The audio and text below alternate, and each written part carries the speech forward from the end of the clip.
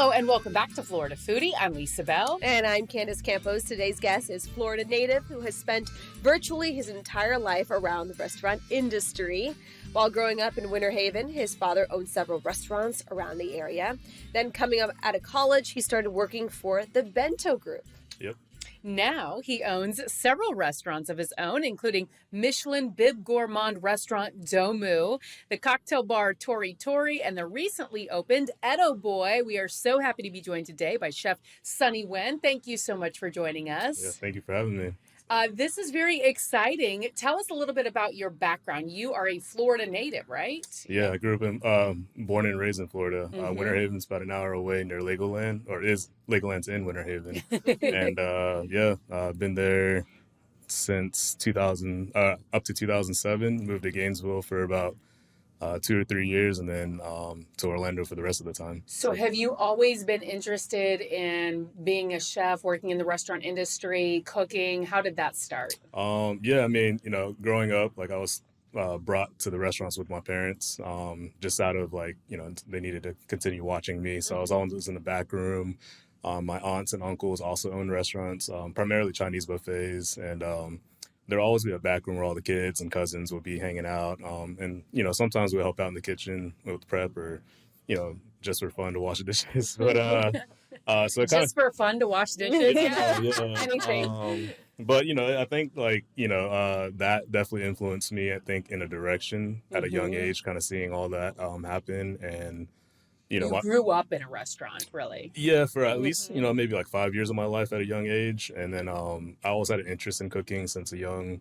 Me and my brother used to do Iron Chef competitions. Yeah. But I mean, I'm only 8 years old at the time, you know what I mean? So it's kind of I think he helped influence that as well. And then, at 14, I worked for my cousin's kind of Chick-fil-A, similar to Chick-fil-A type of place in the mall. And I think that's where I really I think I like cooking, So when I went to college, that's when I started with the Bento Group in 2007. And I was with them for about 10 years before branching off and doing my own thing. So. And when was the final, that big push? What was it that just made you go on your own? That's a big leap. Yeah. Well, I think that there's always been something in me that was I've always wanted my own restaurant, right? I think before I even started at Bento, I remember walking in there. It was my first day of college or so, and I was like, man, this place is really cool. I want to do something like this one day, and so I just applied to get a job. Applied to become a sushi chef. They unfortunately put me as a dishwasher because I didn't have the experience, but I did work my way up and eventually became manager, and kind of the rest was history from there.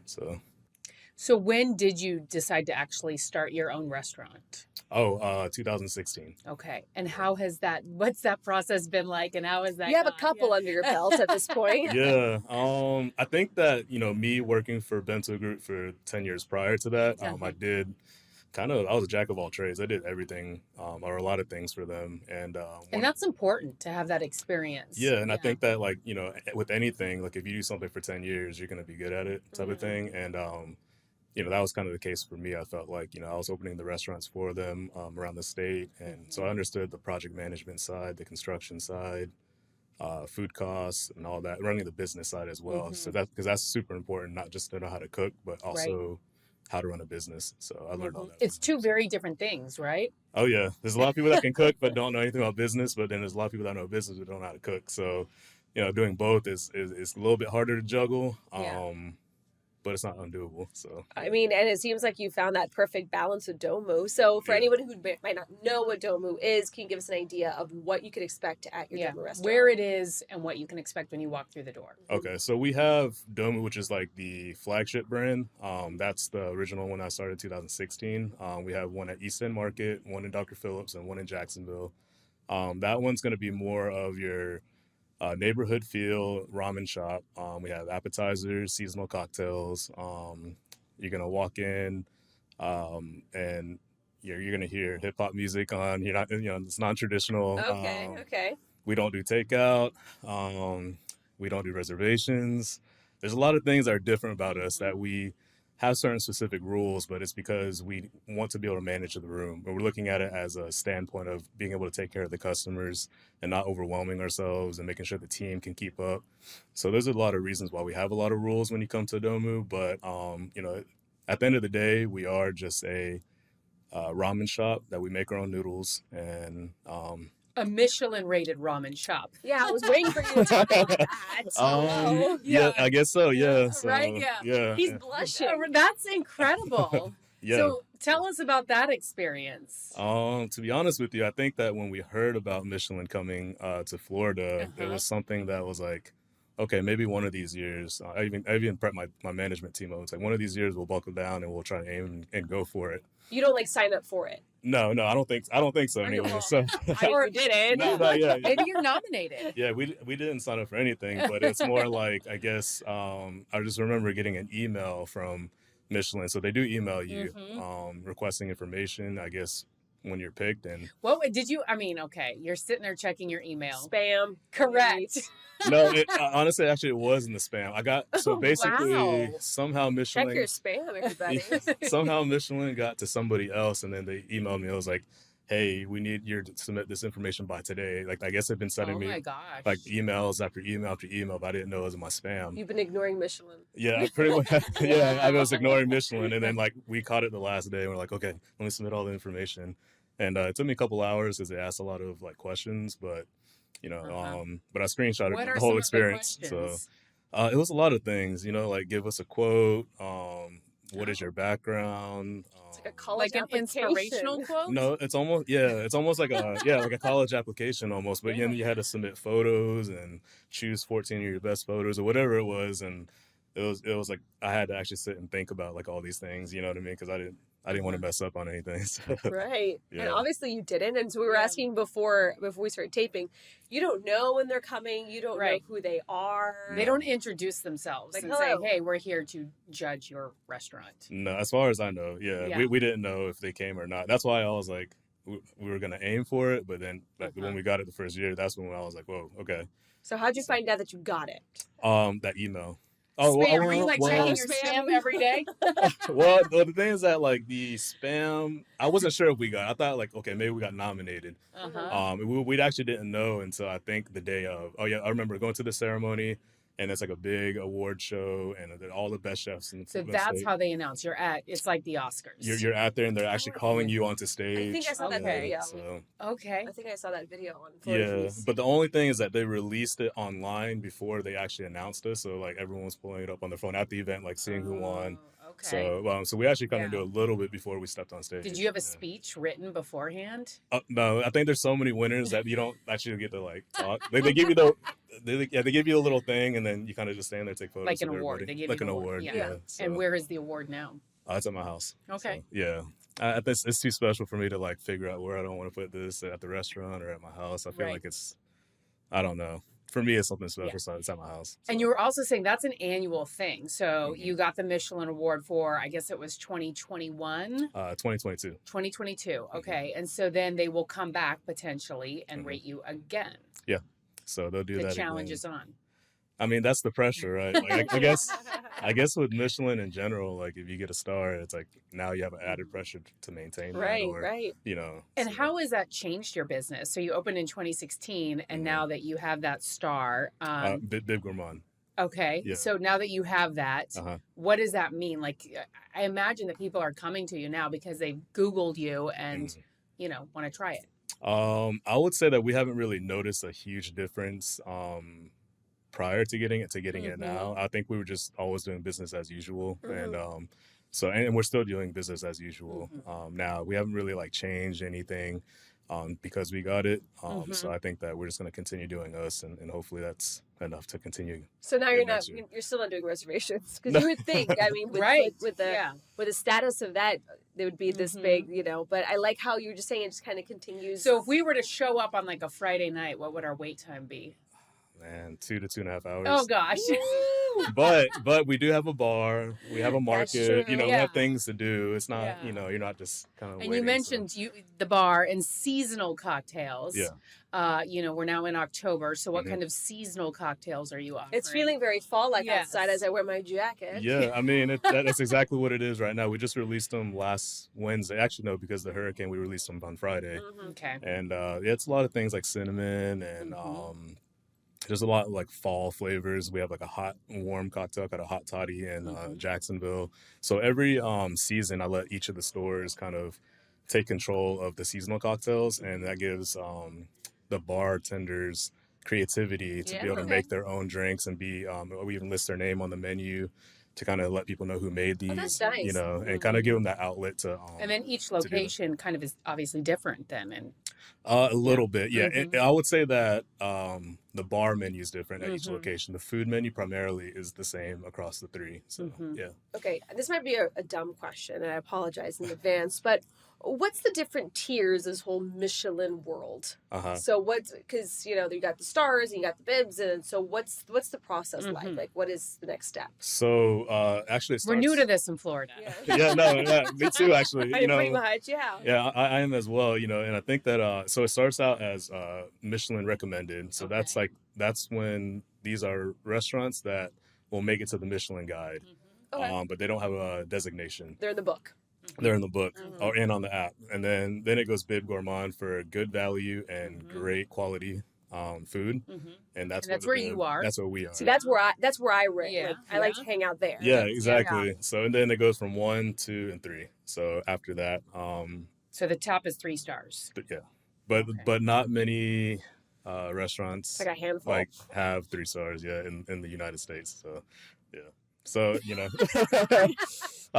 so we're working right now. No, I'm just happy to be on there. Yeah, of course. So Being even if it's recognized. just recommended, I'm be happy. So. Certainly, with all the international visitors and just visitors in general to Orlando, I think that is such an incredible thing to have, because I do think, I know people who specifically seek out Michelin rated restaurants. Yeah. Just for the experience and just to try some great restaurants and some great food. Yeah. But then sorry, go ahead. No.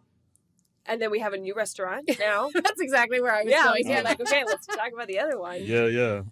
Your new baby, I guess you could say. Yeah, because if 3 weren't enough. So. Actually, we have 7. So. Wow. Yeah. Okay, so let's start with Tori Tori. Yeah. Tell us about Tori Tori. Okay. Tori Tori is more of a modern day American style bar mashed up with a Japanese pub. So so if you could think about the cocktail programming of an American bar, we take cocktails really seriously, but we're mashing it up with Japanese culture and serving Japanese bar food. So when you walk in there, it's really modern, really nice, Art Deco, and you're just like, man, this is a really cool spot to be. Good music, good drinks, but the food is not your traditional bar food. We're gonna have we primarily focus on yakitori, which is skewered chicken over charcoal, and so that's our main focus, and that's what most pubs in Japan are focused on, is that. And that's the chicken fingers of American bar food, yes, right?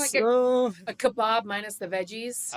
I guess you could say that it's equivalent to something like that, and we serve other things too, like Japanese fried chicken and croquettes and all types of stuff that just go good with drinking. So, and that's pretty much what that is. It's just mostly bar and with good bar food. So. And where is Tori Tori? Tori Tori's on Mills Avenue, kind of near the intersection of Colonial. So closer on that side. Near downtown Orlando. Near downtown, yeah. Okay.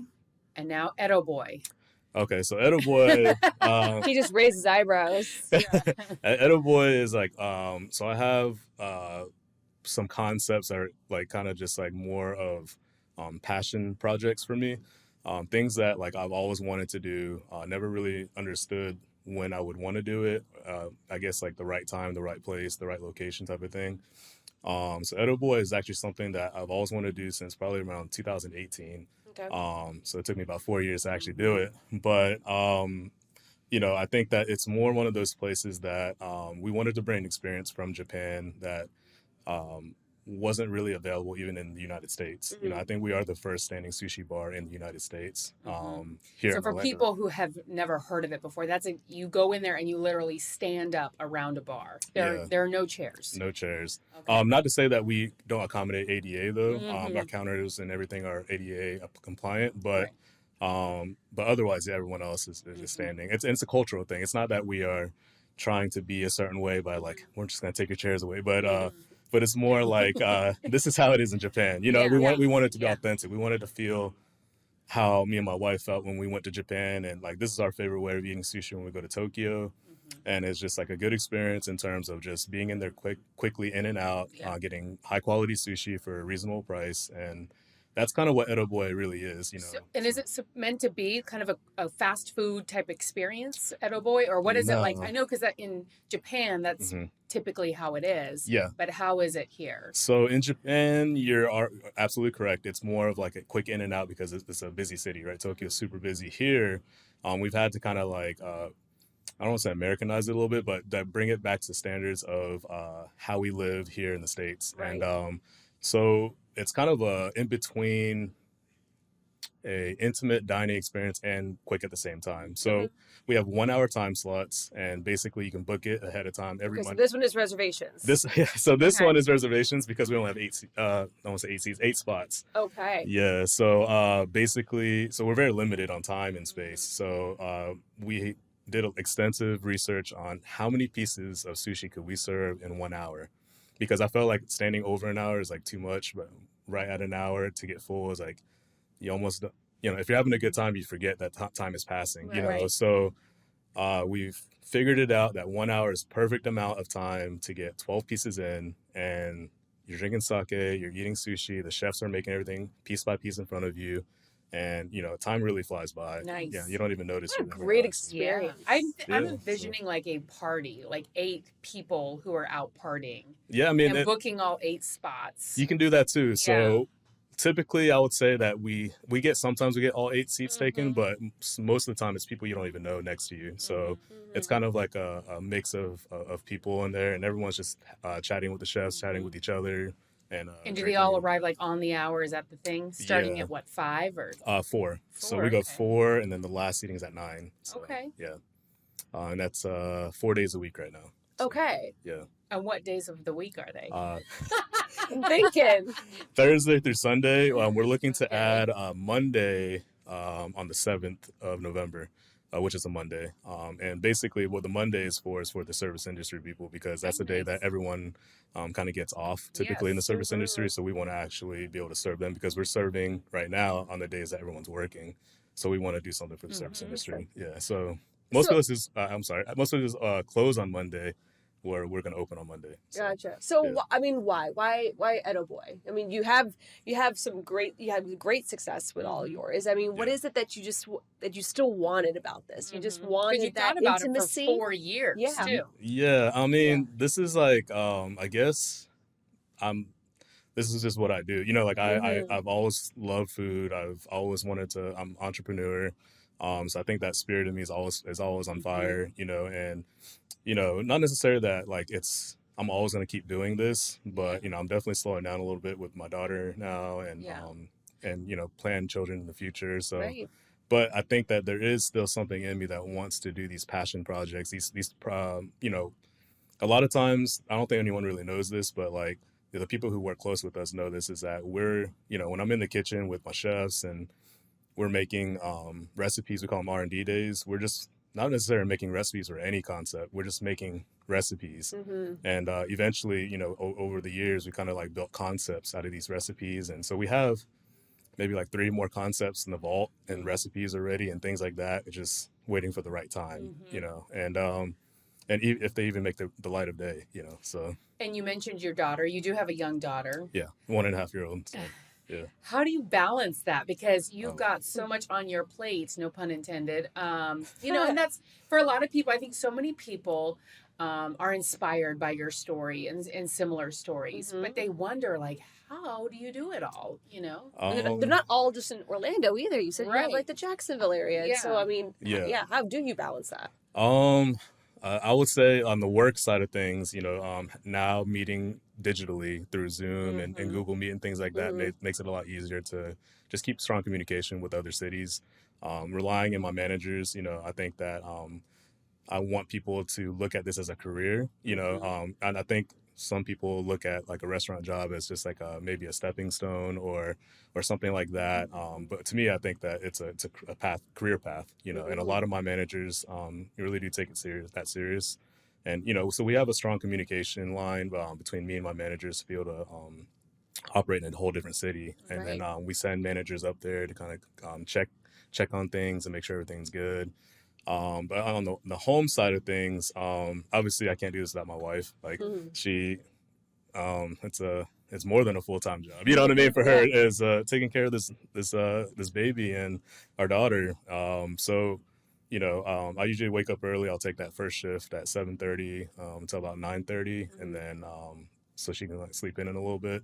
And then she'll take it from there until I get home, and then I'll try to put her to bed and things like that.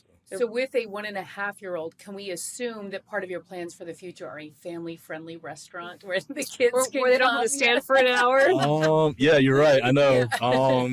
I don't know. I think that for me, like my passion is to do something that's like different. I don't want to like follow like anything that anyone else is doing. I always want to try to flip the script somehow, whether it be something small or something big. Right. Well, you continue to do it. So I guess maybe, being innovative. Maybe one day we'll do like a different family style restaurant. I don't know, who knows? So sushi is in ball pits. No, I'm just kidding. I'm just joking. What a mess. What a mess. Yeah. So have you ever tried something and it's been a total failure, a total bomb?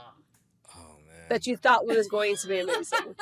Yeah, I would say like maybe earlier in my career before Domu, like that was really me figuring out what am I gonna do here? You know what I mean? Like I'm doing project managing for Bento, but like I've always had a side hustle all my life, and so I'm always like trying things out in the side hustle. And I guess like there were some things here and there in terms of just trying out these pop-ups or this or that, and they didn't necessarily work out, but so that's why I feel super blessed that Domu has led me this path, because I didn't know it was going to. So what would be your favorite meal out of all your restaurants?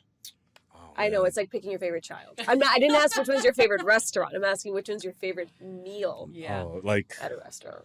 Yeah. At my restaurants or at another restaurant? Let's do yours. Oh, okay. If you were just really hungry. Like, what would the chef recommend? Yes. Okay. What's your favorite? I guess it'll have to be by concept. So for me, like at Domu, if I was gonna go in there as a patron, I'll get a Richie Rich ramen and a set of wings. Like the wings is like as a must, right? That's like, what I hear. Yeah. I mean, it's just the wings is a must. So those two things for sure at Domu. If I was going to Tori, what's the Richie Rich? The Richie Rich is a pork-based broth, and that was actually my very first ramen that I put on the menu. Okay. And it's still the most popular today. Yeah, I've made like 10 other ramens, and that one still is the best seller.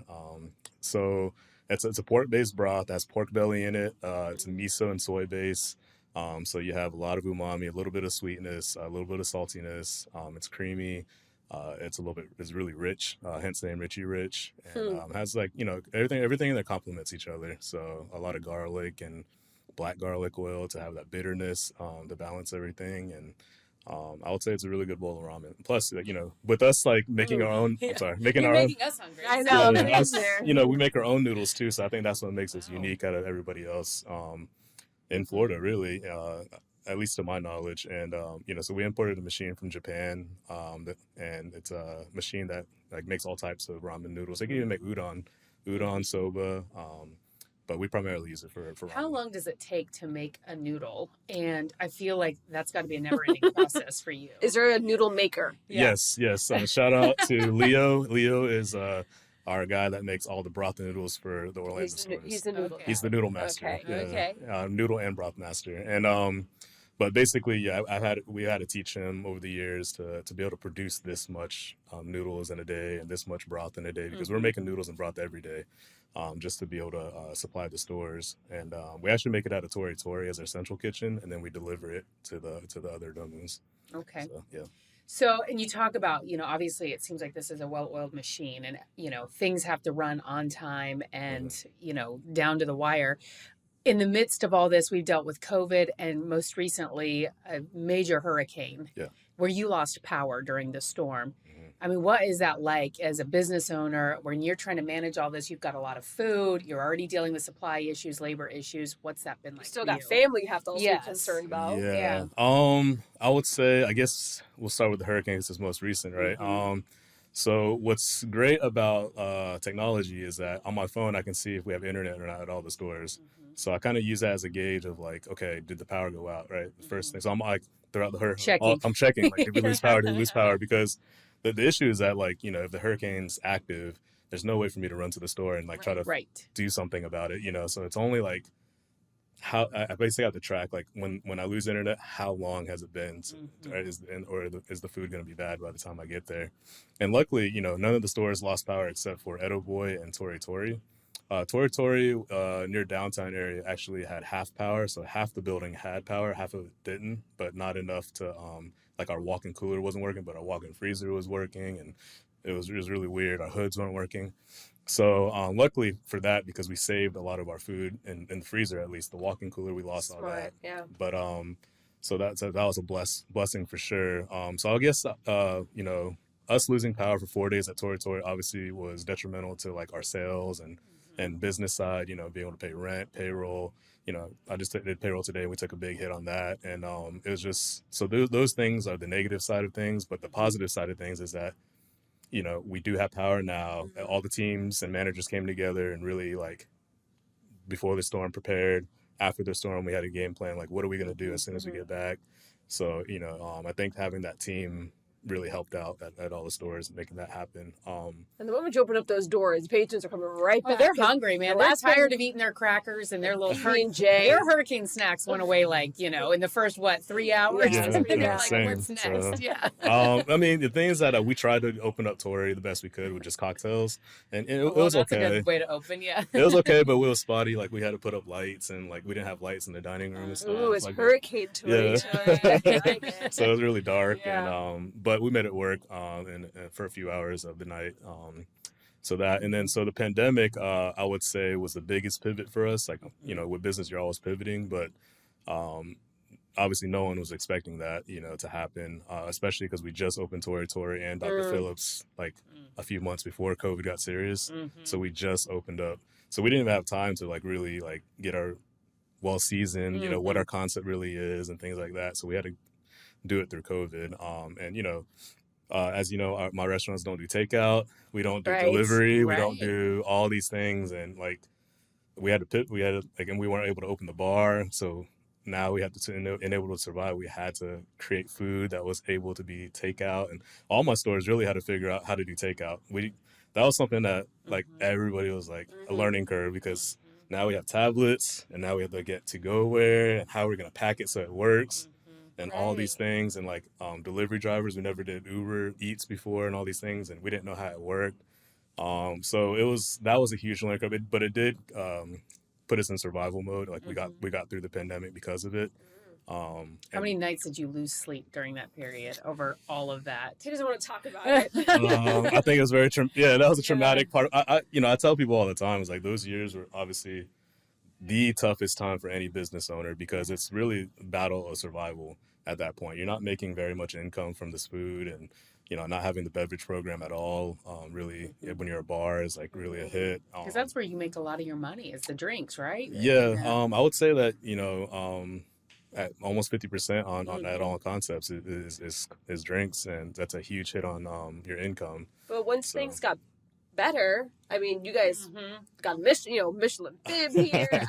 I mean, So as things the downs are downs, but the ups are ups. Exactly, right. So once it all kind of wrapped up, we actually got busier and busier, and this is the busiest year we've ever been. And I think that as we got busier, we kind of started removing takeout, removing delivery. Trying to get back to normal. Some people are like, no. I know it was, because people were like, oh, I can eat Domu at home now, but So to compensate, now we allow ramen at the bar. Before we didn't have that prior to COVID, but now you can get the full menu at the bar. So you can come in, just grab a seat and eat. So instead of waiting. So One thing that you mentioned, which I just want to go back to because I feel like it's been a theme that we have heard from a lot of really successful restaurant owners. Hmm. I mean, you mentioned, dealing with the labor shortage, for example, Yeah. and one of the ways that you've been able to keep and retain so many great employees is by letting people know that they actually have a career here. You're not just here Yes. temporarily. You're not just going to wash dishes for the rest of your life. We are here to have you a part of the team and to grow with us. Well, you are a story of that, Yeah.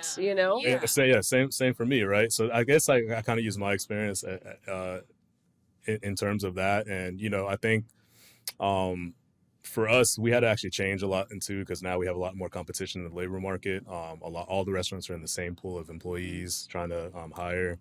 So, we did change for the better too, in terms of raising wages, adding benefits, health insurance is something that a lot of restaurants still don't offer. Giving salaries and building up managers into like giving them a career path. And, I think that for us, we are good at that as like nurturing up and coming management. And then, kind of putting them eventually into some type of, salaried position, I would say, where there's PTO and things like that. So I think that, for us to look at it as a professional career, I think it gives, the industry a lot of hope and like, okay, I really can take this serious, as my job because I did, like I really loved cooking and then I turned it into a career for myself, so I think that we can do that for other people too. So. I mean, your family, that's how we started off, so talking about how you grew up in restaurants, your family had all these family-run restaurants. Yeah. What do they say now about your restaurants? Honestly, they hated it. What? Yeah, they hated it when I Why? worked at Bento. They hated it. Like, yeah, why? Did they want you to do something different? Or, so I don't know if it's a cultural thing, but at least like in my household and Asian parents, Do something different. That's not that, but they like, you got to be a doctor, you got to be a pharmacist, you got to be a lawyer, you got to, something, of a high paying salary. And, I understood where they're coming from. Right. They came from, my parents came over in the 70s on a boat by chance and floated to the Philippines and was saved and, and brought over to America. So they, Crazy. they were during that wartime communists took over. It was really tough for them. And so I think they just want a better life. I understand that part. It's like they want a better life for me. But so I did do that. Yeah. I went and got They know the struggles that they went through. They don't want that for me, right? Right. So I did do that, though. I went and got a college degree in accounting at UCF. And only because that's what I didn't know what I was going to do. And then they're like, all right, how about you do accounting? And my sister kept pushing me towards that. But at the same time, I never I guess Bento was my side hustle at that time. Like I never never quit. Yeah. From 2007 all the way to 2016. That's where your heart was. Yeah. And it's just, they hated it though. They're like, why are you still working there? And all these things. But, at the end of the day, it really built who I am today. Understanding, getting those years of experience is something that I can never take back. And really it's like you don't get anywhere unless you do it yourself. And, so I think it's a blessing at the same time that I was able to stick with the restaurant industry while getting a degree and then, getting the opportunity to open up Domu. So. Yeah. Amen. And I love it what you just said. You don't get anywhere unless you do it by yourself. I mean, that is so true. And that accounting degree has to help you, running your business, right? No. I don't think I remember one. I don't remember anything from. I don't remember any of the classes from college. But I remember the college experiences. But so I'm definitely glad I did go to college because that's I would have met the guys from Bento. I would have met all my lifelong friends if I didn't, and so it's definitely a blessing there too. So. But if you think about it, your daughter's gonna see you, and she's gonna be, she's gonna grow up seeing you happy, doing something that you love, and that's something that means a lot to kids. You know what I'm saying? Like seeing mom and dad smile, even even if they're working hard and passionate about something. Yeah. Right. Yeah, I mean that's all you can really expect. I mean, I hope that by that time. Maybe I'm doing. Yeah, I do love this industry, but I don't know if I'm going to do it forever per se. But by that time, hopefully she will look back and see all these accolades and things like that, and kind of just saw what I did back when she was born. Well, she can also listen to this podcast too. Oh yeah, Yeah. on YouTube, right? And she can't really see you, in a cubicle submitting tax returns or something like that. It's far more exciting to go to a restaurant. Yeah, I mean, there's nothing wrong with that either. You know what I mean? Because my brother-in-law is an accountant, but I think that for me, anyways, I think I'm just following what my passion was. Yeah. So Yeah. So, what are your plans for the future? Oh.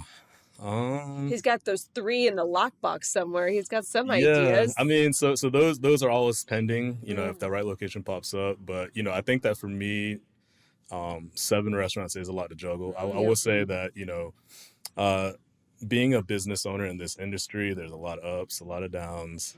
It's mentally draining, it's physically draining. And I think that, you have to be a really tough person to make it through this type of industry. For sure. And, for me, I feel like I've been like fighting for the last 6 years and, at my full capacity. And, so I think that now that I have a daughter, I want to like slow down a little bit and just spend a little bit more time with her, focus on my family and, kind of not necessarily like plan too much in the future, but just if it comes, it comes. There's always opportunities every day, it's whether we take it or not. So, yeah. Well, it's obviously you're doing an amazing job with the 7 that you have. So, I mean, you. even you slowing it down is still Yeah. crazy amount of work too.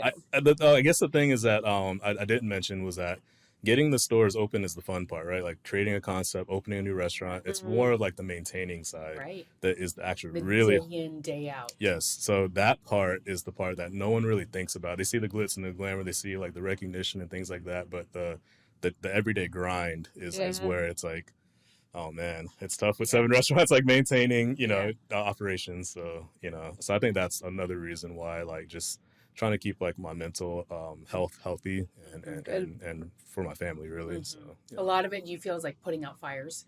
Okay, we've got a shortage here. How are we going to find this? Or how are we going to do that? Or so-and-so, decided they don't want to work here anymore. So yeah, I mean, it's a daily thing. I put out fires the moment I wake up to like the moment I sleep. So I'm getting we're in group messages and every single day it's something different. But you've also created a great team of bringing up managers and that helps out, right? 100%. Yeah, I mean, I can't do it without my team. I anytime we get any type of award or anything, like I always shout out my team first because like that's because of them, not because of me. Maybe part of me, but like most of it's them. And I want to make sure that it's known. So. Yeah. So where can people find you online and follow you? Really good for sushi, ramen, cocktails, a little bit of everything. Like Instagram or okay, gotcha. So we primarily use Facebook and Instagram. We don't have a Twitter for any of our accounts. Okay. But from all the Domu stores, it's Domu FL. And then for Tori Tori, it's Tori Pub, and then for Edo Boy, it's Edo Boy Sushi. Okay. Yeah. So. Stay up to date right there. Oh, I am like I'm all for it. It's a great date night. And, I think so. Yeah. Yeah, especially Tori. So one of the trends is like after Edo Boy, almost I would say like 70% of the customers go over to Tori right after. After. Yeah. And continue the party. So I mean we did that so that we can create more of a walking situation in that district. Hopefully eventually more of these type of places open where we can just it'd be like a big walking district. That's in like the Mills. Yeah, Mills 50 area. Okay. Yeah. Well, thank you so much for joining us. This was fun. You've made us hungry. Yes, so I'm ready to slurp some ramen right about now. Right? Oh, yeah. Some rich ramen. Yeah, for sure. Yes. All right, Sonny, Nguyen, we appreciate it, and hopefully we'll see you again soon. Yeah, thank you so much, guys. Appreciate it. So. Thank you for listening to Florida Foodie. We'd also like to thank our guest, Sonny Nguyen. You can find his restaurants on Facebook and Instagram. Just search for Domu FL, Tori Pub, or Edo Boy Sushi. Be sure to follow Lisa Bell online. Search Lisa Bell News on Facebook and Instagram, or Lisa Bell News 6 on Twitter. You can find Candace Campos on social media as well. She's on Twitter. Just search @Candace News 6. And on Facebook, search Candace Campos News 6. Also, a big thank you to our technical producers, Derek Mosier and Ryan Haley, our post-production audio engineer, Chris Flora, and our director, Bob Myers. I'm the show's producer, Thomas Mates. Please take the time to rate and review us on Apple Podcasts and Spotify or wherever you stream and download podcasts. And you can find videos of all of our podcasts on clickorlando.com and on YouTube. Just search for Florida Foodie.